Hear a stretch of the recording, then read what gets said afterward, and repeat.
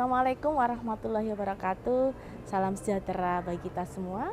Selamat berjumpa kembali pada materi hukum adat, dan pada kesempatan ini saya akan memaparkan tentang bagaimana hukum adat itu berkedudukan dalam sistem hukum Indonesia. Dan tentunya ketika berbicara mengenai sistem hukum Indonesia dan juga ada hukum adat di situ, maka kita mengenal yang namanya pluralisme hukum. Dan pluralisme hukum ini ditandai dengan apa? Bahwa di Indonesia yang ada di negara kita memang berlaku lebih dari satu sistem hukum, dan kita bisa jumpai ada sistem hukum barat, ada sistem hukum adat itu sendiri, dan juga sebagian kecil ada sistem hukum agama yang berlaku. Dan kemudian bagaimana eksistensi hukum adat itu sendiri dalam sistem hukum Indonesia, maka kita tahu bahwa sampai hari ini pun praktek dari penggunaan hukum adat itu masih tetap dilakukan oleh masyarakat, dan ini kita jumpai di berbagai wilayah di Indonesia. Masyarakat masih menggunakan sebagai dasar atau aturan dalam rangka kehidupan bermasyarakat mereka. Bahkan untuk menyelesaikan semua persoalan yang ada di masyarakat Indonesia ini masih juga menggunakan adanya hukum adat, dan inilah yang membuktikan bahwa hukum adat itu masih eksis sampai hari ini. Dan meskipun bentuknya tertulis, tetapi ini cukup mendapatkan tempat di masyarakat di luar atau di samping hukum negara yang kemudian juga berlaku. Seperti saya sampaikan tadi bahwa selain hukum adat, dalam konteks pluralisme hukum ini ada hukum negara di satu sisi dan juga ada hukum agama.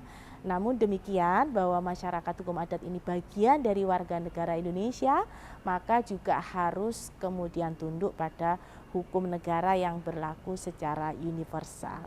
Nah, pertanyaan berikutnya adalah bagaimana kemudian relasinya ketika dalam satu negara ini ada pluralitas hukum. Tadi ada hukum adat, ada hukum negara, kemudian juga ada hukum agama.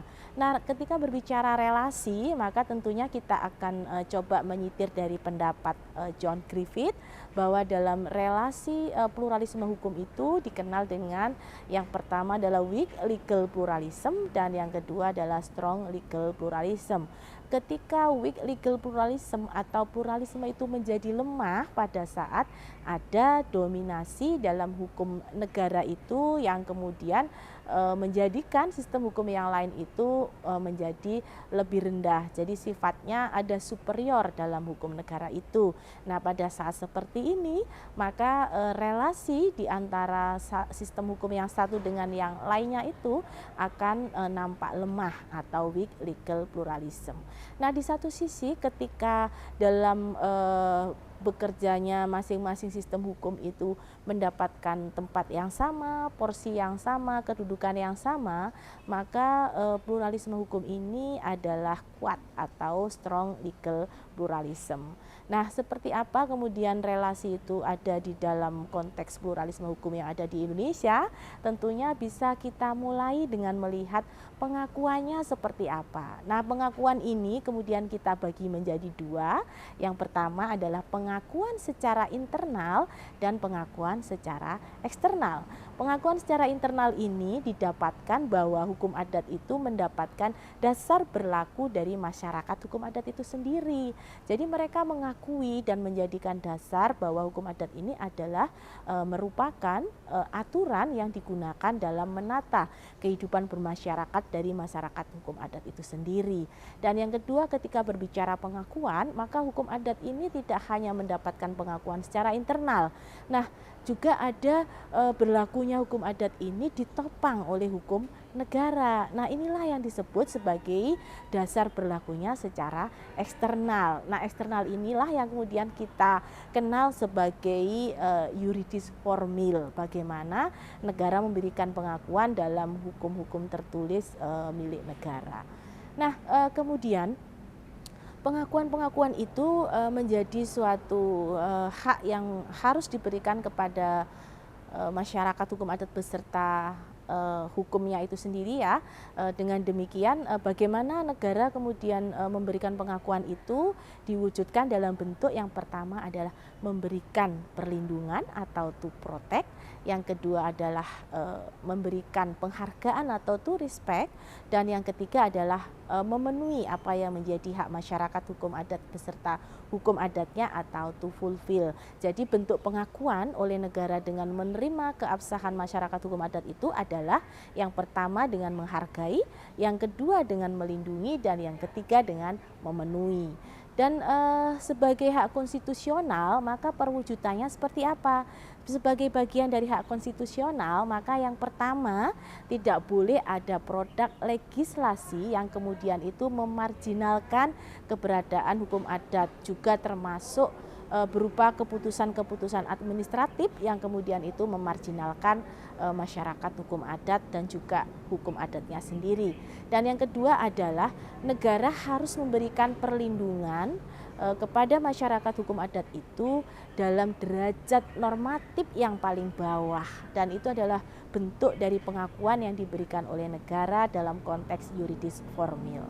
Dan tentunya tujuan dari pemberian pengakuan ini dalam konteks hak konstitusional adalah melindungi bahwa di satu sisi ada masyarakat hukum adat yang punya hak-hak tradisional tadi yang harus kemudian keabsahan untuk berlakunya dan perlindungan terhadap masyarakat hukum adat itu bisa diwujudkan oleh negara dengan tiga hal tadi ya. Dan seperti apa kemudian konstitusi itu mengatur sebagai hak konstitusional, maka kita akan merujuk pada Undang-Undang Dasar 1945. Di dalam pasal 18B ayat 2 Undang-Undang Dasar 1945 di sana sudah diatur bahwa negara menghormati, mengakui keberadaan ya dari hak-hak masyarakat hukum adat beserta hak tradisionalnya, yang itu kemudian dengan beberapa persyaratan. Yang pertama harus masih ada, yang kedua adalah sesuai dengan perkembangan masyarakat itu sendiri, dan yang ketiga adalah tidak bertentangan dengan prinsip Negara Kesatuan Republik Indonesia, dan yang keempat adalah diatur dalam undang-undang. Dan ini adalah bentuk pengakuan secara yuridis formil yang diberikan oleh negara dalam konstitusi kita, yaitu ada di dalam pasal 18B ayat 2. Dan tentunya ada satu hal lagi ketika kita berbicara bagaimana kedudukan hukum adat dalam sistem hukum Indonesia, maka yang menjadi pertanyaan adalah mungkinkah hukum adat itu bisa menjadi sumber pembangunan hukum nasional. Dan tentunya ini sangat dimungkinkan meskipun hukum adat itu dengan sifat atau corak yang plural tadi, juga kemudian sifatnya yang lokalistik dan banyak bentuknya yang tidak tertulis. Namun demikian kita masih bisa kemudian menjadikan hukum adat ini sebagai sumber pembangunan hukum nasional.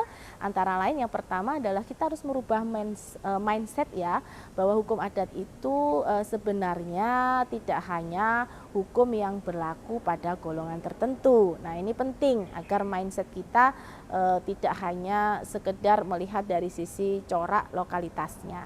Dan yang kedua, dari mindset yang berubah itu tentunya kita akan bisa ambil di bagian mananya. Maka yang kita bisa ambil dari hukum adat yang berlaku di seluruh wilayah Indonesia itu adalah yang bersifat prinsipil atau yang abstrak, karena nanti bisa menjadi universal, yaitu dari asas atau dasar-dasar yang dimiliki oleh hukum adat itu sendiri. Nah, asas-asas seperti apa tentunya yang bisa kita lihat dan dapat menjadi sumber pembangunan hukum nasional kita. Kita bisa lihat, kita bisa contohkan bahwa pada tahun 1960 di saat Indonesia baru merdeka sudah bisa dibuat dan disusun Undang-Undang Nomor 5 tahun 60 tentang Peraturan Dasar Pokok Agraria, yang di sana di pasal 3 dan pasal 5 tentunya sudah menegaskan bahwa hukum agraria itu adalah bersumber dari hukum adat.